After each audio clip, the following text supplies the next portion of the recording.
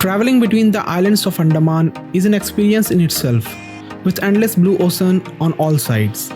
But for most tourists, figuring out the ferry system is the most confusing part of the trip. You have government ships that are cheap but hard to book, private luxury cruises with confusing seat classes, and a complex schedule that can leave you stranded if you don't plan it right. So if you are confused whether to choose Makruzz or Green Ocean, worried about seasickness, or just want to know how to book tickets online without paying agent commissions, then this is the only video you need. Hi guys, this is Dweep. We have spent weeks hopping between Port Blair, Havelock and Neil, personally testing every single ferry option available, be it budget-friendly government ships or modern private ferries like Makruzz, Nautika and Green Ocean, just to give you the most reliable and up-to-date ferry guide.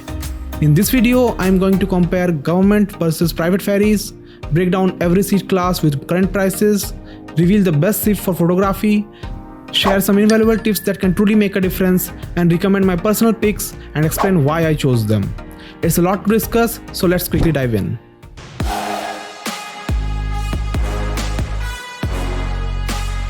The first thing that you need to understand is that there are two main categories of ships operating in the Andamans: government ferries and private cruises.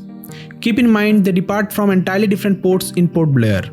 All the private ferries depart from Haddo Jetty, whereas the government ferries generally depart from Phoenix Bay Jetty. Now let's start with the government ferries like MV Sandhu, MV Nalanda, etc., which are the lifeline of these islands. These massive ships are incredibly stable, which means there is less seasickness compared to lighter private ferries. They are also budget friendly, costing between 600 to 800 rupees depending on the seat. In terms of seating, they generally offer basic chair or seat class, open bunk class, and a few limited AC cabins. The biggest advantage is the experience. While you don't have the fancy interiors of private cruises, they offer access to the open deck. Standing there, feeling the wind on your hair, and watching the vast ocean is something money can't buy, and it is an experience private ferries often restrict. Also, make sure you carry your own snacks, because this is all you get here in the name of a canteen. However, the booking part is a little challenging. Tickets are usually released 5 to 6 days in advance. Getting offline tickets is difficult, as the queues at the Stars counters in Phoenix Bay are often long and tiring and can start as early as 4 am. While you can try to book them online on the Stars e-ticketing portal, the tickets sell out fast as the seats are very limited for non-islanders. So you have to keep a close watch for when the bookings go live. So unless you are on a very strict budget or really want that open deck adventure, we generally recommend sticking to private ferries for a stress-free vacation. For 90% of tourists, private ferries are the way to go. They are fast, fully air-conditioned, and most importantly, they can be booked months in advance.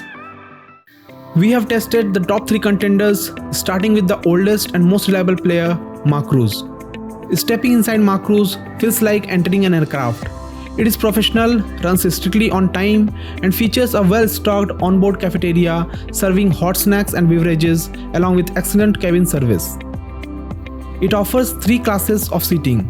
The base category is premium, which costs around 1600 to 1800 rupees.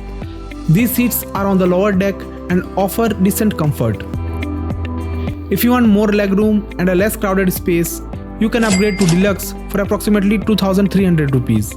And for a truly VIP experience, there is the Royal class for around 3100 rupees, where you can get a private cabin feel with ultra plush pushback seats. However, there is a downside to Makruzz. You are completely sealed inside, and to make things worse, they have these tinted glass windows in the base category seats which do not offer clear visibility.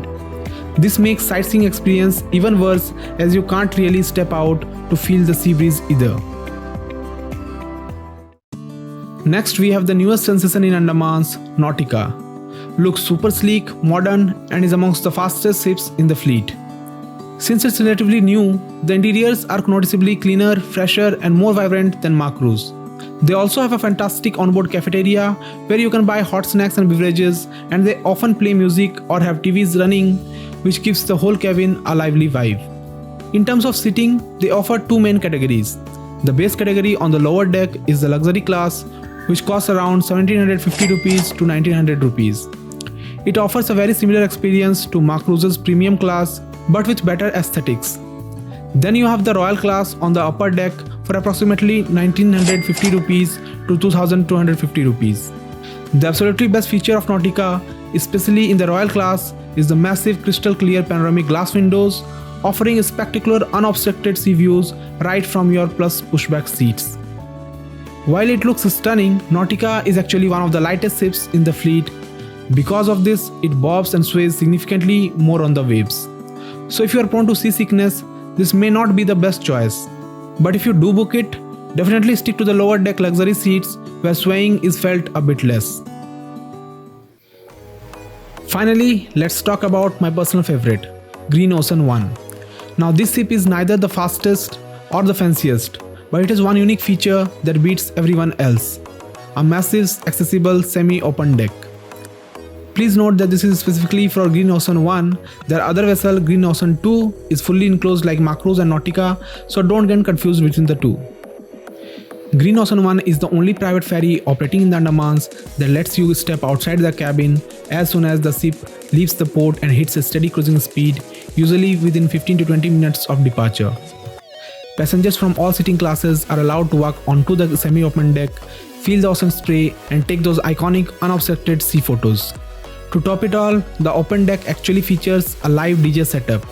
With fantastic music playing, people dancing, and everyone making reels, the whole vibe feels less like a boring commute and more like a mini cruise party. Beyond the music, they also have a great onboard cafeteria to enjoy some snacks while soaking in the views. They offer an economy class for around 1200 to 1300 rupees, a luxury class for about 1500 rupees with better mid-deck seats, and a royal class on the upper deck for around 1750 rupees. The only trade-off here is speed. Green Ocean takes about 2 hours to reach Havelock compared to the 90 minutes taken by the high-speed catamarans. But for the incredible open deck experience, I think it is totally worth it.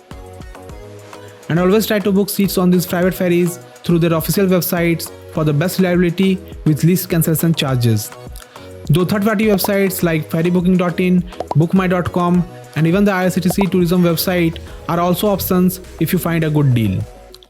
And if you are wondering which route to choose, from Port Blair should you visit Ni first or Havelock, don't forget to check out my complete Andaman tour guide video after this. Now before you go ahead and book, here are 3 interconnected pro tips regarding stability, cancellations and seasickness that will save you a ton of hassle. First, if you are prone to seasickness, the golden rule is to stick to lower deck because the higher you are, the more you feel the sway on the ship. But the ship you choose matters just as much. The massive government ferries are the most stable out of the lot. Among private ferries, Makruzz and Green Ocean handle the waves quite well, but Nautika, being the lightest, experiences the most motion and swaying. This directly ties into our second point, cancellations during bad weather or rough seas. Because they are so heavy and stable, government ferries have the least chance of getting cancelled and are the most reliable in bad weather. Among private ferries, Makruzz is generally the most reliable. Because of these weather risks, my third tip is to never book your return ferry to Port Blair on the exact same day as your flight. Always keep a 24-hour buffer in Port Blair before flying out, so a cancelled ferry doesn't cost you a missed flight. Now for my absolute personal recommendation, when it comes to private ferries, I definitely recommend Green Ocean 1. Yes, it doesn't have the sleek interiors or the ultra plus comfort of Makruzz or Nautika, but getting to step out onto the semi-open deck with the DJ playing and the ocean breeze hitting your face wins it for me every single time. And honestly, I also highly recommend trying a government ferry for at least one leg of your island hopping. The experience of standing on a completely open massive deck, surrounded by nothing but the vast blue ocean, is an entirely different experience, and it also provides the best opportunity for some magnificent snaps. So guys, that's about it for this video, and a massive amount of effort has gone into making this video. So if this video saved your time and money, I have a small request. Please like the video, and more importantly, if you really want to support us, please hit the hype button below. And make sure to subscribe to our channel Deep Swim Vlogs because we have detailed hotel reviews and a full Andaman vlog series coming up next. This is Deep signing off. Keep traveling and keep exploring.